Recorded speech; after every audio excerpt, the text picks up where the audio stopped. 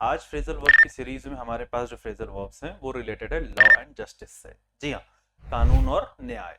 सबसे पहला phrasal verb जो हमारे पास है वो है ब्रेक इनटू।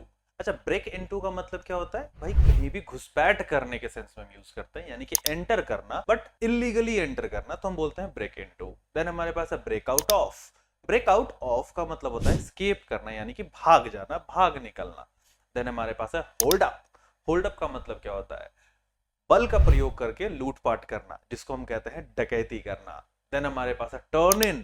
टर्न इन इसका मतलब होता है सरेंडर करना, यानी आत्मसमर्पण करना। नेक्स्ट हमारे पास own up to. Own up to इसका मतलब क्या होता है भाई? जो किया है उसकी जिम्मेदारी लो, मतलब कन्फेस करो, कबूल करो कि तुमने गलती करी है। ठीक है। नेक्स्ट है हमारे पास गो अगेंस्ट। अब गो अगेंस्ट तो नाम से ही पता चल रहा है भाई, अगेंस्ट जाना मतलब विरोध करना। ठीक है, अपोज करना।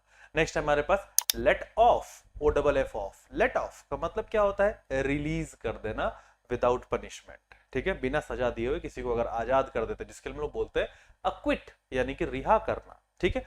देन हमारे पास है लॉकअप। अब लॉकअप में डाल दो, बोलते हैं ना लॉकअप, तो लॉकअप का मतलब क्या होता है? इम्प्रिजन, कैद कर लो।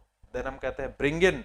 ब्रिंग इन का मतलब क्या होता है? किसी भी कानून को बहाल करो, किसी भी कानून को लागू करो, जिसका मतलब होता है इंट्रोड्यूस अ लॉ। देन हमारे पास है क्रैक डाउन। क्रैक डाउन बोलते हैं हम क्रैक डाउन ऑन, जिसका मतलब होता है स्ट्रिक्ट एक्शन लेना। ठीक है। चलिए, तो ये थे कुछ phrasal verbs law and justice से रिलेटेड। अगली वीडियो में किसी अगले टॉपिक से रिलेटेड फ्रेजल वर्ब्स करेंगे। तब तक के लिए जय हिंद।